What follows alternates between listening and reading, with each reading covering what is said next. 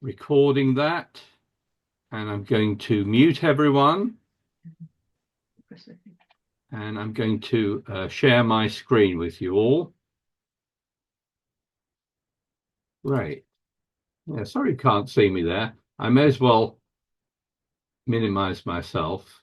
Um, and before we start on the bridge, I sent out this flyer to my bridge group. I hope you don't mind. I'm helping to run this project. So if you live around the area, Northwood or Harrow, Northwest London, and you're a man and you're interested in joining this project, do sign up or let me know about it. But we're going to go on to the bridge now, and I'm going to be talking about signals, attitude signals in particular. And the most common signal that you'll come across in bridge is to, let me just check everything is working here. Yeah, apart from my screen. Yeah, and the most common signal you'll come across in bridge is the attitude signal, which is oops, what happened there? Which is high to encourage and low to discourage. Sometimes it's abbreviated to HELD, or it's sometimes referred to as standard attitude signals. And that's what we'll be talking about today. And if you are watching this video on YouTube and you would like to join these lessons, just send me an email to that address on the screen and I'll add you to my list. But let's start off by looking at a few hands. And here's one where they're playing in 3 no trump, and your partner leads the 5 of spades. And if they play low from dummy, you as East, of course, are going to play your king. You're playing your king. That wins the trick. You'll then return the suit, and it's not clear how many tricks you're going to make, but you're going to hopefully make a number of spade tricks. If I bring up the 4 hands, declarer's got the ace, and in fact will always make their contract. But now when your partner gets in later on with the ace of diamonds, they'll be able to take 2 more spade tricks. So that's a sort of normal example, not of signaling, but of just playing third hand high. On the other hand, if your partner makes the same lead and the ace is played, you have a chance to signal here. And you're signaling, of course, to say whether you like the suit or not. And because you have the king, you can play the 8, high to encourage. And later on, if your partner gets in, they should hopefully remember that you've played high and are encouraging a spade. So if I just bring up the 4 hands, at some point your partner will get in, say with the ace of diamonds, and they can play a spade. You'll be able to take your spade and return a spade to your partner. And again, I don't think you can defeat this contract, but you'll make at least you'll make your spade tricks. Let's have a look at another one. And this time we're going to look at it from your partner's point of view. And here they've ended up in 4 hearts, and West is on lead. And West has a good opening lead here. You've got the ace king of clubs, and that's often a very attractive lead, especially against a suit contract. And when you lead this suit, you're going to lead the ace, and you're going to try and see what your partner plays and whether that's high or low to encourage or discourage you. So let's suppose you lead the ace of clubs. Down comes dummy. The 7 is played from dummy. Your partner plays the 4 and declarer plays the 5. And this is the ideal time for you to try to work out what that 4 of clubs means. Was your partner trying to encourage with that 4 or discourage with the 4? Is it high or low? Or can't you tell? And the second part of the question is, which card are you going to play at trick 2? So you first need to work out whether you think the 4 of clubs is high or low. And then you need to work out what you're going to play at trick 2. So here comes that poll. I'll give you a moment to think more a little bit about it. Try and work out whether you think the 4 is high or low. And here comes the poll. Is it probably high, probably low? Can't you tell? And what do you think you should play at trick two? Have a look at your responses.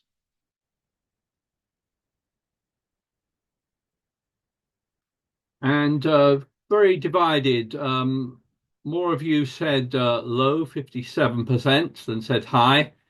And most of you are carrying on with the King of Clubs in any case. That's 48%. So let's switch back and see if we can try and work this out. Well, the key to trying to work out whether that four is high or low is to try to work out whether there are any cards lower than the card your partner has just played, the four, that are unaccounted for. And this time there is such a card, and it is the three of clubs. So someone has the three of clubs and they haven't played it. Either your partner had it and they played the four and they've still got the three, or Declarer had it and they are trying to confuse you by playing the five instead of the three.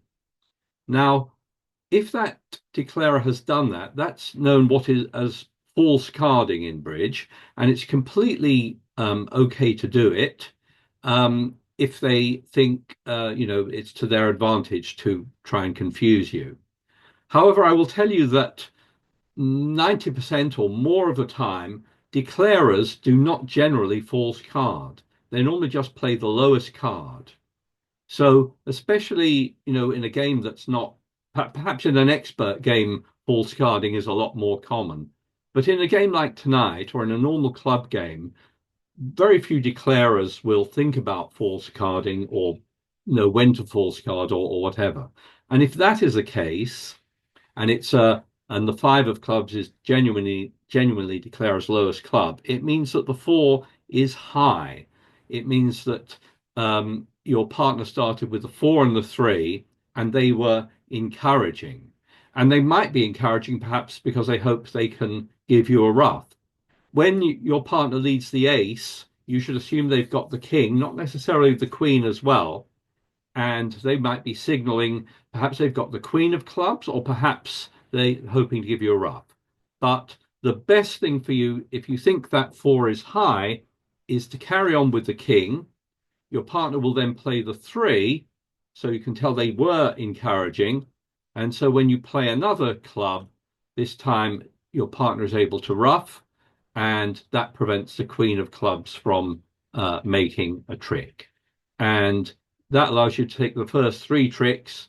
Now, East, as long as they don't play a spade back here, I think if they play a diamond, Declarer will draw trumps, and at some point they may try the spade finesse, but they'll be defeated when your partner wins the king of spades. So played that way, you can defeat four hearts if you think that your partner's club was indeed encouraging. And beginners will sort of think, well, a four is not high, but if you use the technique I've just described, you may sometimes be able to work out whether it was high or low. Here's another one where again you lead the ace of clubs, this time against four heart contract again, and down comes dummy, and this time your partner plays the eight and Declarer plays the six. And I've got the same question for you now about the eight of clubs. Can you tell whether that eight of clubs is probably high or probably low?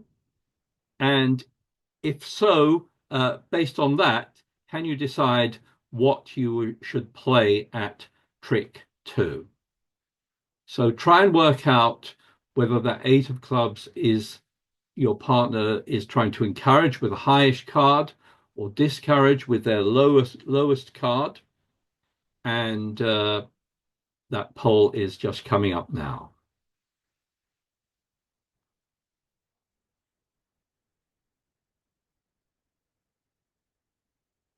Have a look at the results.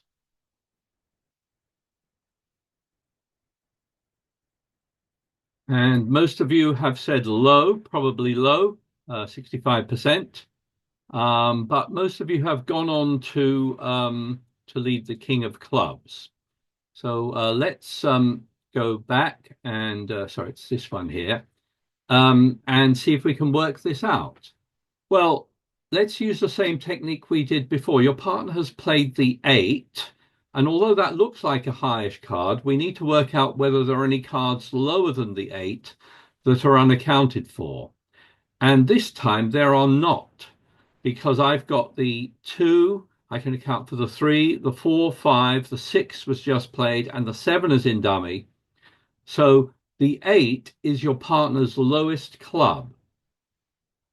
So there's no uh, probable about it. It's definite that the eight is your partner's lowest club, and they are not encouraging. They've played their lowest club, and they have nothing to encourage you. So they wouldn't play that way if, for example, they had a doubleton. Um, by the way, it's conceivable it could be a singleton, but more likely they're not encouraging. And if I bring up the four hands, you could see the layout could easily be something like this. They've played their lowest card, which unfortunately is the eight. But if you work it out, you will realize that that is their lowest card, and they were not encouraging. So, in fact, if I click on the double dummy option, they've renamed this on Bridgebase to DD, which is a good improvement. You can see that you can now defeat the contract, but not if you carry on with a club. Because if you play another club, either the king or a low club, declare will make a trick with a queen of clubs and will make the contract. So when your partner discourages here, you should seriously think about switching to another suit. You should realize that they don't have a doubleton, they won't be able to ruff here, and you should probably switch to another suit. So if you happen to switch to a Jack of Diamonds, which looks quite attractive, because your partner then doesn't need to play the king there if the unless the queen is played from dummy. And now declarer might say draw trumps, but you haven't given them a trick with the queen of clubs. So if they play a club here, they can ruff that. They might play a spade, and eventually you'll get in with a spade. And although they can ruff, they'll, I think, be left with they'll be left eventually losing a diamond, and can be defeated if you don't let them make a trick with the queen. So when you lead in this situation, lead the ace, and especially when you see the queen in dummy, the alarm should be going off in your head. Is it safe to continue with the king here? Because if it's a layout like this and you carry on with another club, the king, declare can ruff that, and that sets up the queen, which of course is fantastic for declarer and terrible for your side. Do let me know if you have any questions on that so far. And finally, we've got some hands looking at it from East's point of view. And here's one where South opens a weak two heart, North raises to four hearts. Your partner leads the ace of spades. And the poll on this hand is, which spade are you going to play? Are you going to encourage here or discourage? Are you going to play the jack, the eight, or the two? So here comes that poll. And the question is, which spade do you think he should play here?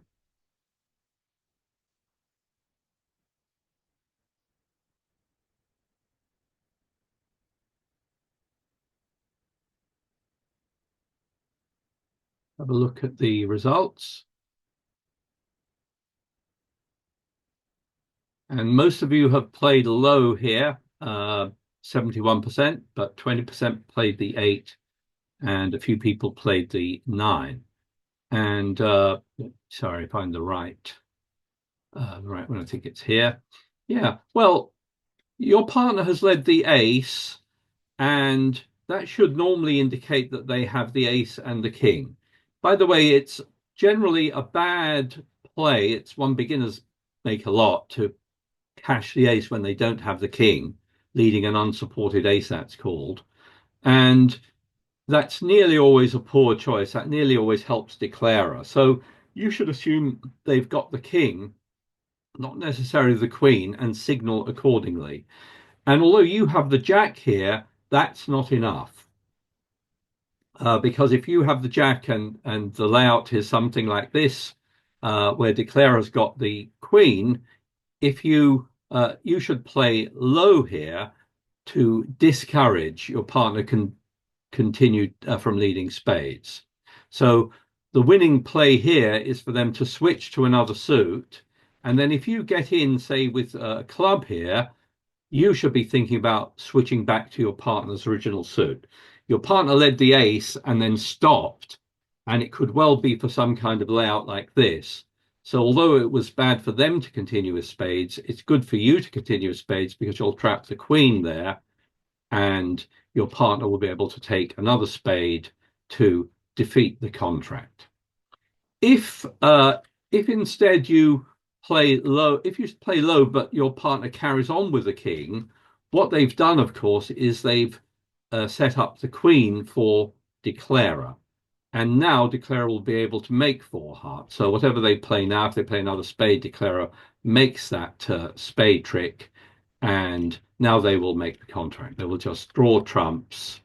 And they're going to lose a club at some point.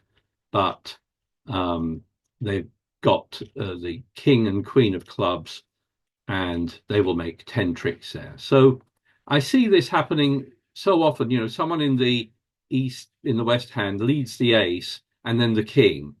And it was good to lead the ace here, but you really need to be looking at whether your partner's encouraging you or not. If I change the hands but keep the east hand the same, here I've kept the east hand is identical to before, but this time your partner leads the king. And I've got the last poll of the evening. Which spade do you think East should play now?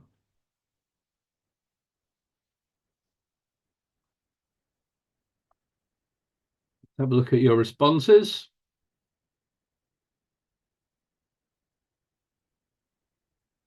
And majority here, 54% have gone for the 8.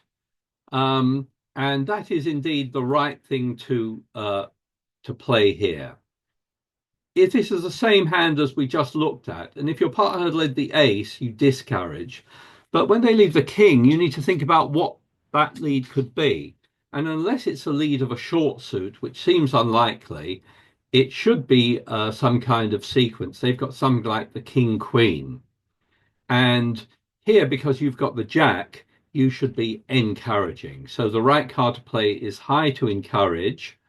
And if your partner interprets that as a high card, which it looks like it would be, they will hopefully carry on in that suit. And if I bring up the four hands, you'll see if the layout is something like this, declarer can win that one because they've got the ace, but you hopefully will be able to make a spade trick later on. So if declarer next draws trumps and then plays the king of clubs, you should go up with your ace and you can defeat the contract by taking another spade, and you've got the ace of diamonds to come. So played that way, declarer will be held to 9 tricks.